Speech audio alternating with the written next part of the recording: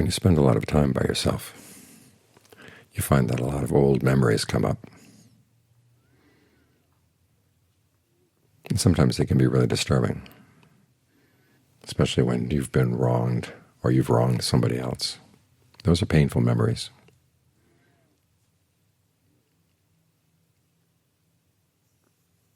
And yet the mind likes them. You can spend a lot of time with them, especially with the feeling that you've been wronged. Of all the ways of defining yourself, that's the most tenacious, because you feel if you let go of that particular memory, you're denying the fact that wrong was done, and a very tender and sensitive part of yourself, a very wounded part of yourself, seems to be denied.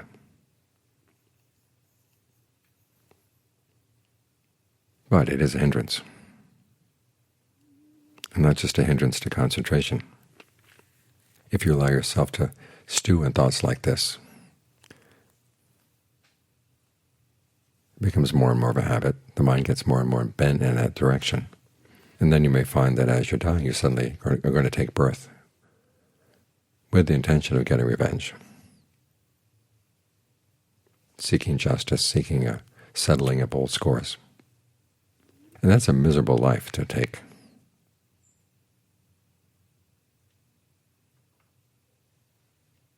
So you've got to see the danger in these thoughts and learn how to think in ways that get you out of them. One has to do with the narrative. The Buddha has you reflect that the narratives of our lives go way, way back, so far back that even the idea of a beginning point is inconceivable. Not just hard to think about or hard to find, inconceivable. And with a story that has a definite beginning and a definite end, it's easy to tally up the score. Who did the first wrong or who overreacted to the first wrong. But when there's no beginning,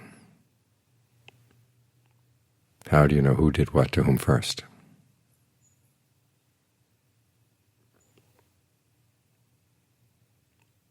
And if you seek justice, then the other side is going to feel wronged. And it goes back and forth, back and forth. There's a story in the commentary where the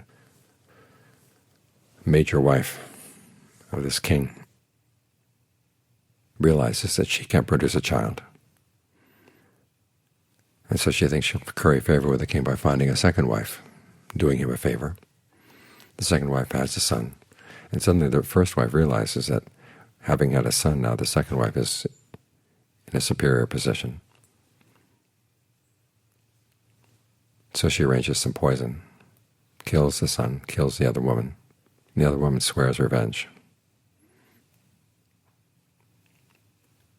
Then they're reborn as animals. I think in one case, one animal is a chicken, the other is a fox. And the fox comes and eats the chicken's eggs. We had a case like this in the monastery in Ryong. Someone brought some chickens to the monastery, so we had a little coop. And the dogs would sneak in and eat the eggs and eat the baby chicks. And then the chickens would come out, and whenever the dogs had puppies, they come and they peck at the puppies.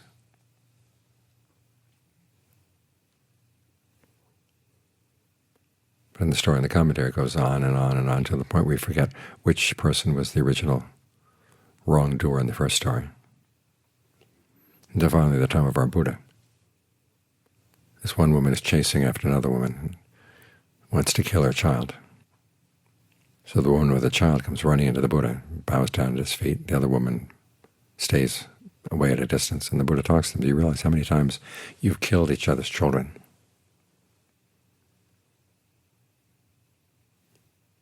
And do you want this to go on? So here's a case of not denying that wrong has been done. A lot of wrong has been done. But the thing is, you don't know how much. And why continue the back and forth? Years back I was reading a piece by an economist talking about student loans and how outrageous they've gotten. He was campaigning for student loan forgiveness.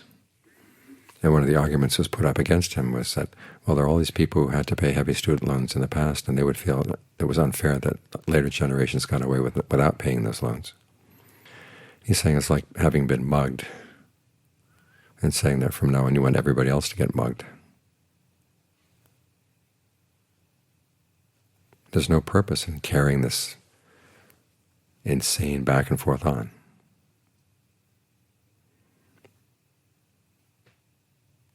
So that's one way of thinking about the narrative, is putting it in the context of karma and rebirth. And although we in the West tend to dismiss karma and rebirth as part of the cultural baggage of the Buddhist teachings, it's an essential part.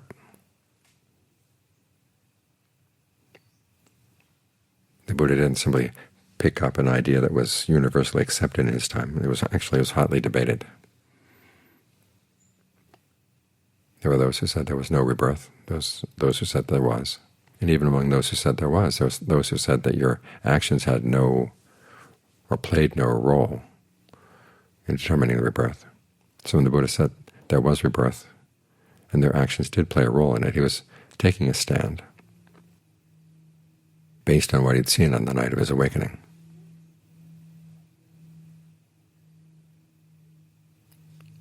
So when you find yourself involved in narratives like this, remember the Buddha's solvent for the stickiness of those narratives.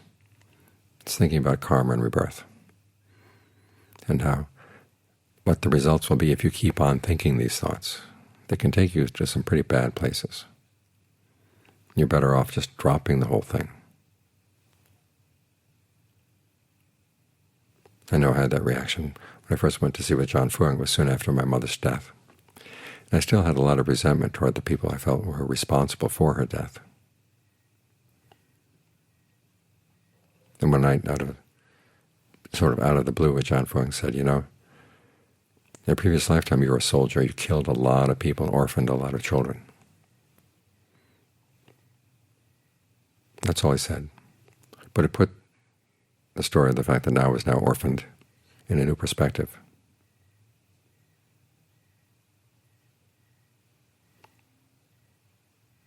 I was able to let it go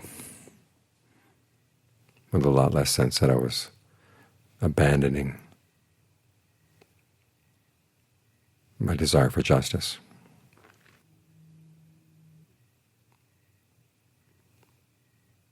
So that's one way of dealing with the narratives, is using the Buddha's solvent, his teaching on karma and rebirth. Another way of dealing with them is to remind yourself that you are now a meditator. And as a meditator, you have new tools at your disposal that you didn't have before.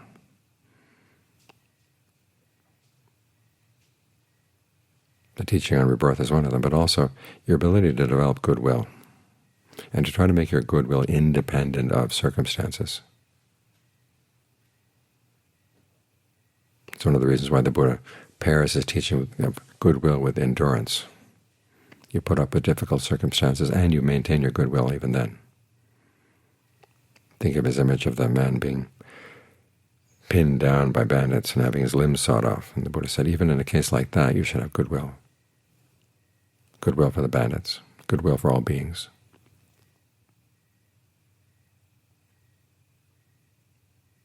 So that's a tool that you can develop.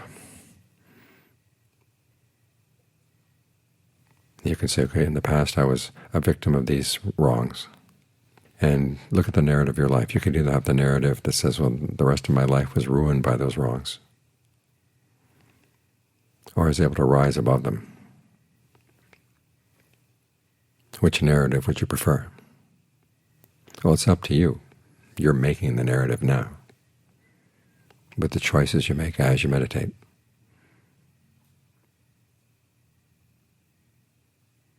So that's another way of dealing with the narratives.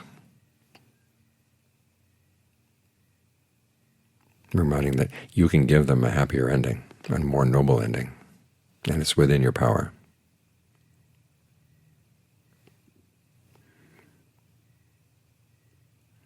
Then, of course, the Buddha has you step back from this whole process of creating narratives in your mind and remind yourself it's just fabrication. You happen to breathe in a certain way, talk to yourself in a certain way, certain perceptions come up, and all of a sudden you're back in that old thought world. Well, it doesn't have to be that way. You can breathe in a different way, think in a different way, hold different perceptions in mind. Take the narrative apart.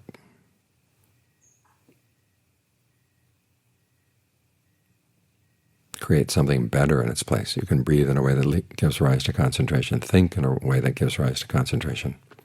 Hold perceptions in mind, create feelings through the way you breathe and think that can all get you into concentration. So which would you rather do? We find that the old ways have their appeal. And that's precisely why the Buddha has you get the mind into concentration, because it stirs up some of these old issues. But it puts you in a position where you can look at them from a different perspective. You can see the part of the mind that's going after the old ways of thinking. And you say, why? What's the allure?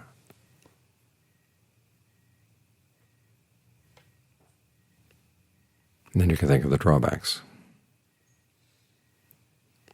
And you realize that that thought comes and it goes. It's not like it's there all the time. The potential may be there.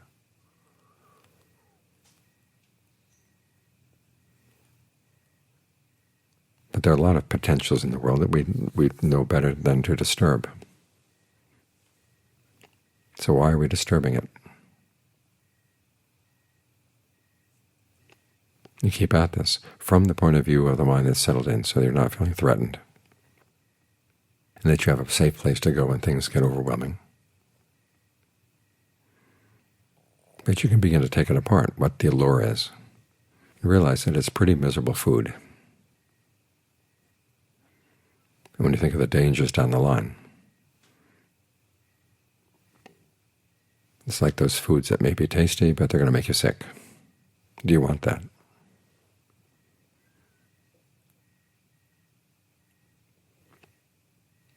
When you can think in these ways, you develop a sense of dispassion. Notice dispassion is not saying we're going to kiss and make up and pretend that everything is okay. Things are not okay. That's the underlying condition of samsara. It's not okay.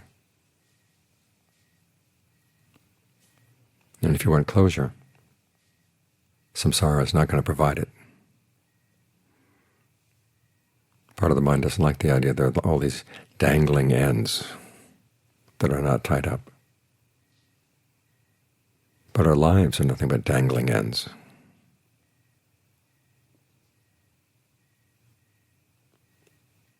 How many dangling ends are left over from your previous lives? You have no idea. We've been going through samsara with lots of ends dangling. The only closure is to admit that the whole business is not okay. And it's time to get out.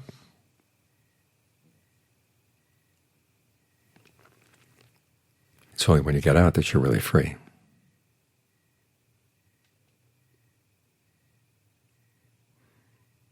So when hurtful memories come up like this,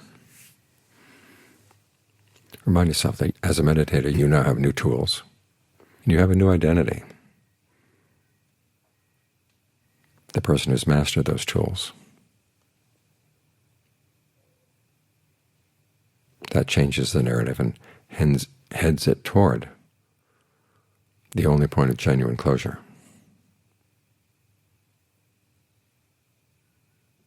which no longer involves ill will, thoughts of getting back, thoughts of settling scores.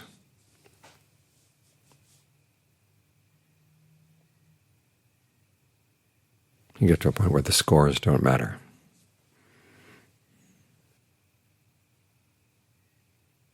And you realize you really can't tally up the scores, because how do you know when the period of the game began?